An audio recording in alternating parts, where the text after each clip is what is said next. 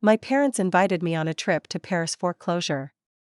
But when I arrived, my ex-husband was already in the suite with his new girlfriend, my former therapist.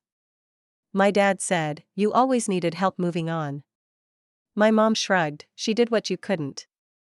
My therapist smiled, "You were a fascinating case." I said calmly, "And you're about to become one." Then I picked up my wine, but I didn't think much about Paris at first. My parents had been telling me for weeks that I needed closure. They said they wanted to help me heal after the divorce, and maybe they thought it was a gesture of kindness, but honestly, I couldn't tell if they truly understood how much hurt I was still carrying. It had been 6 months since Mark and I had finalized our divorce, and though I was functioning, barely, the weight of everything still hung over me like a thick, unyielding fog. I didn't even know what closure was supposed to look like. My parents thought Paris would do the trick. My dad said something about new beginnings, and my mom just nodded as if this was the cure for everything. Part of me wanted to say no, but I didn't. I knew my parents meant well, and maybe they just didn't know what else to do. The flight was a blur of fatigue, numbing yet constant thoughts of what had happened, where it all went wrong. I was trying to convince myself that this trip would help. That I could leave everything behind. When the plane landed, and I stepped into the bright Parisian sunshine, I thought I might feel lighter, but no. Not at all. It didn't help that I hadn't quite let go of the memories of Mark. We'd been together for over a decade. I had trusted him, loved him, and thought we had a future. But then, betrayal hit like a truck. I found out he was having an affair with Clara, who had been our couple's therapist for months. Clara. The woman I had trusted with the most intimate details of my pain. The woman who was supposed to help us work through our issues but instead had become a pivotal part of the mess that tore us apart. When I arrived at the hotel, my heart dropped. The suite was everything my parents promised, luxurious, large, with windows that overlooked the Seine, and more space than I knew what to do with. But as soon as the door swung open, and I walked into the living room, I froze. There, sitting on one of the plush armchairs in front of the fireplace, was Mark. My ex-husband. His face was relaxed, too relaxed for someone who had hurt me so deeply. Beside him was Clara, my former therapist. I could feel my pulse spike. I blinked, unsure whether to laugh or cry. This couldn't be real. But there they were. Mark, looking like everything was fine. Clara, standing just a little too close to him. They were together. And I wasn't part of the picture anymore. I should have been angry. I should have yelled, but in that moment, I was paralyzed by shock. Behind me, I heard the soft click of my parents' footsteps. My dad walked in first, as usual, too calm, too composed. He greeted me like I was supposed to be okay with this. "Oh, sweetie, you're here," he said, a bit too nonchalantly. I couldn't speak. My mind was racing. My mom entered next, looking at me for a moment, then offering me a smile that didn't quite reach her eyes. She had always tried to be the peacemaker, but now, she was strangely silent. Mark looked up at me and gave a tight, awkward smile. Clara, on the other hand, seemed eerily comfortable. She stood, walked toward me with a strange sense of entitlement, and said, "You were a fascinating case, really. I didn't expect things to go this way, but here we are." Her words came out so smoothly, as if it were a compliment. I could barely comprehend what she was saying. I could feel the blood rush to my face, but I didn't say anything at first. I was too stunned. Then, my dad, as though reading the room but not quite understanding what was happening, spoke up. "You've always needed help moving on," he said softly, looking at me like he was giving some kind of advice. I looked at him, his words cutting through me. The audacity. He had no idea how much I had tried to move on, how hard I'd fought to hold my life together after everything Mark had done. But this was too much. My mom, who had been mostly quiet, finally spoke up with a shrug.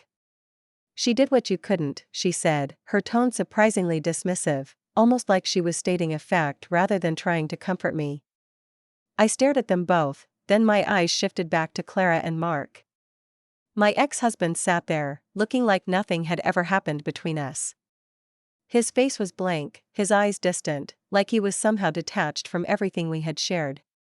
Clara stood there with her arms crossed, a soft smile still playing on her lips, as though she were waiting for me to give her some kind of approval. I felt the anger rise in me slowly, like a storm gathering in the distance. They were all looking at me, waiting for me to break. But I wasn't going to. Not this time. I had been broken once. I wouldn't let them do it again. I inhaled deeply, forcing myself to stay calm. I wasn't going to let this situation control me. I wasn't going to let Clara, my former therapist, the woman who had ripped apart the one thing I had trusted, think she had the upper hand. "And you're about to become one," I said, my voice quieter than I'd expected, but it was steady, calm, controlled. Clara's smile faltered for a split second. It was only a moment, but I could see the shift. She realized I wasn't the same woman she had once manipulated. I wasn't the same woman she had counseled, and then betrayed. I picked up the glass of wine from the table, feeling the cold stem between my fingers. My eyes never left her face. The silence that followed was thick, uncomfortable. My parents stood there, awkwardly watching the scene unfold. I could feel the tension rising. Mark didn't move. He just watched me, probably waiting for some kind of emotional outburst that he could later turn into more guilt. But I wasn't going to give him that satisfaction. Instead, I took a slow sip of my wine, letting the coolness settle in my chest as I glanced around the room. For a moment, no one spoke. It felt like an eternity. Finally, my dad cleared his throat, but he didn't know what to say. My mom didn't offer any words of comfort either.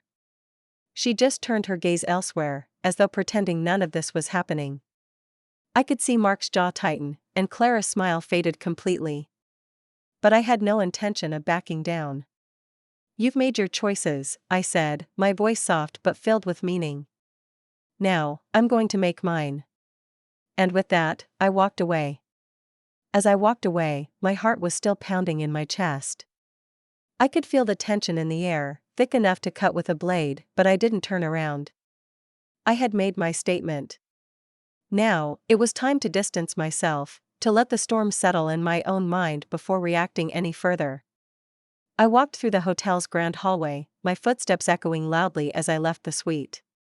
My parents didn't follow. I wasn't sure if they even knew what to say to me.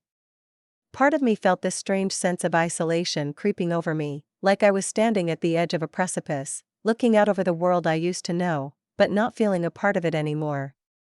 The whole situation felt absurd. This trip, this closure, had been meant for me to heal, but it was starting to feel more like a cruel joke.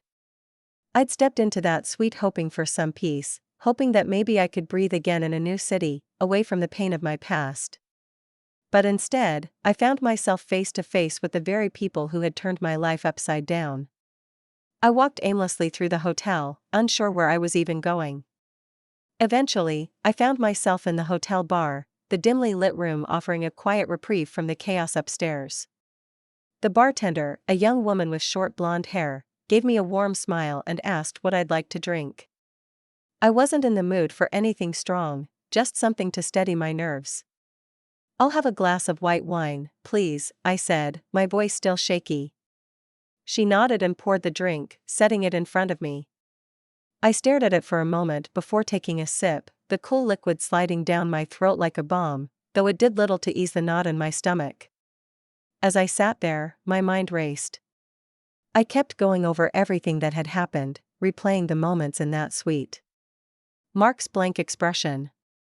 Clara's smug smile. My parents, so comfortable with it all as though none of it mattered. I had spent years thinking I was the one who had failed, that I hadn't done enough to keep my marriage intact. But now I could see it for what it was, a betrayal, from everyone who was supposed to care about me. I thought back to the countless hours I had spent in therapy with Clara. I had trusted her with my innermost fears, my deepest vulnerabilities. She had been the one who helped me unpack my emotions after Mark's long hours at work, after the distance between us began to feel like a chasm. And now, here she was, standing beside the man who had promised to love me forever, as though our entire life together meant nothing. The anger began to bubble up again, stronger this time. But I refused to let it consume me. No matter how much it hurt, no matter how much I wanted to scream at them all, I wasn't going to let them see me break. Not now, not after everything. The bartender returned, asking if I wanted another drink, but I waved her off. It wasn't about the wine. It wasn't about running from the pain anymore. I was done doing that. I had to face this head on, no matter how uncomfortable or painful it was. I left the bar and wandered out into the streets of Paris, the city lights flickering against the night sky, the cool air brushing against my skin. I needed space. I needed to be alone, away from all the people who had been suffocating me. As I walked, I found myself heading toward the Seine. There was something about the river at night, its stillness, that felt peaceful, like it could absorb all my pain and anger if I let it. I stood by the water for what felt like hours, watching the boats drift by, the lights from the bridges reflecting on the surface of the water. I thought about what had happened, what was happening. I thought about Mark, about Clara, about my parents. And I thought about myself. I had spent so long letting them dictate my narrative. I had spent so long questioning my worth, doubting my ability to heal. But now, standing alone in Paris, I realized something. I didn't need them anymore. I didn't need any of them to define me. It wasn't about closure. It wasn't about forgiveness, at least not yet. It was about taking back control. I wasn't going to let them dictate my emotions any longer. If I was going to move forward, I had to do it on my terms, not theirs. I took a deep breath, watching the mist rise off the water, and let the night air fill my lungs. The city, with all its lights and noise, felt distant now, as though I had stepped out of my old life entirely. It was terrifying, but in a way, it was also liberating. Eventually, I made my way back to the hotel. My parents were waiting for me in the suite, sitting awkwardly at the table, their eyes flicking up when I entered. I could see the tension in the room before I even stepped inside. "We were just talking," my mom started, her voice soft but unsure. "Maybe you can talk to Mark?" "I think this is just..." "No," I interrupted, my voice steady but firm. I didn't want to hear the justification. I didn't need it. "I don't need to talk to him. I don't need to talk to any of you."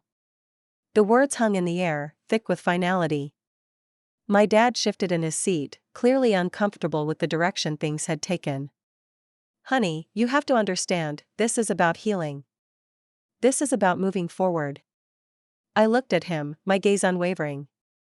"I am moving forward. Just not with any of you." The room fell silent. The tension felt unbearable, like a storm that was about to break. I turned to leave, but my mom called out softly, "Please, can we just try to talk about this? We want to help you." I stopped for a moment, my back to them, my hands gripping the doorframe. Part of me wanted to break down, to scream, to cry out how much they had hurt me. But I wouldn't. I wasn't going to let them see me weak anymore. I wasn't going to let them dictate how I should feel. "I don't need help from people who are part of the problem," I said quietly, before walking out of the room, closing the door behind me. I didn't know what would happen next. I didn't know if I'd ever be able to rebuild my relationship with my parents or if I'd ever be able to look at Mark or Clara the same way again. But I knew one thing for sure, I was done playing their game. I was done being a part of their story. Now, it was time to write my own. As I walked away from the suite, my heart was still racing, but there was a strange sense of clarity that settled over me. I didn't know exactly what I was doing or where I was going, but I knew that I couldn't stay in that room, pretending everything was fine when I felt like my life had been turned upside down by the very people who were supposed to care for me. I needed space. I made my way down to the hotel lobby and into the cool Parisian night.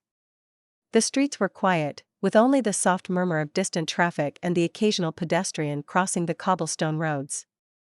The city felt alive, but I felt like an outsider, like someone who had been left behind. But that's when I realized something: I had been left behind. But not in the way they thought. Not in the way I had believed either. I was finally free. For the first time in a long while, I didn't need anyone's validation. Not Mark's. Not Clara's. Not even my parents' approval. The clarity hit me then. Revenge didn't have to be ugly. It didn't need to involve confrontation, cruelty, or anything petty. Revenge, in this case, was about taking back control. It was about showing them all that I was stronger than they ever gave me credit for. I would heal. I would move on. And they would see it. I spent the rest of the night wandering the streets of Paris, but not in the way I had planned. I wasn't wandering to find answers anymore. I wasn't looking for closure in some grand gesture or healing moment. I was simply living, breathing in the freedom of doing something for myself, without anyone's expectations or manipulation hanging over me. The next morning, when I returned to the hotel, my parents were gone. The suite was empty except for a note from my mom. "We're going to spend some time in the city today. We know you need space. We'll be here when you're ready to talk." I almost laughed when I read it. The irony was staggering. They had no idea. They thought I needed time to talk, but what I needed was space to live. I packed my things slowly, methodically, all the while planning my next steps. It was time to take control of the narrative. My parents weren't going to fix things for me, and I wasn't going to beg them to understand. I was done letting them define me. Mark, Clara, my parents, they had all conspired, in one way or another, to try and convince me that I wasn't enough, that I was the one who needed fixing. But the truth was, they had been the ones broken. And it wasn't my job to repair them. I left the hotel that afternoon, booking a separate flight back to Chicago. My parents called me several times, but I didn't answer. They sent me messages asking if I was okay. I wasn't sure if they even knew what they had done, but I didn't care. Not anymore. By the time I landed in Chicago, I had already made plans. I didn't want to return to the apartment I'd shared with Mark. I didn't want to go back to a place that held too many memories, both good and bad. I rented a small apartment in a quiet neighborhood, far from the life I used to know. It was just mine. And for the first time in months, I felt like I could breathe again. 2 weeks later, I received a letter from Clara, my former therapist, or rather, my betrayer. She wrote about her regret over how things had turned out and asked if I would be open to talking again. She claimed that our relationship had become complicated but that she was still invested in my well-being. I sat with the letter for a long time, not knowing whether to laugh or feel anger rise up again. I thought about how she had betrayed my trust, how she had violated every ethical code of conduct as a therapist. How she had helped destroy my marriage, then casually walked into a relationship with the man who had once been my husband. But then I realized something important: I didn't need to respond. I didn't need to waste my energy on her anymore. She could write me as many letters as she wanted. I wouldn't be a part of her story any longer. Instead, I decided to write my own. I sent her a simple message: "I've moved on. I suggest you do the same." It felt good to send that message. It was a small act of defiance, a reminder that I was the one in control now. The old me would have felt guilty, perhaps obliged to reply, to explain myself. But not anymore. A few weeks later, I received a call from Mark.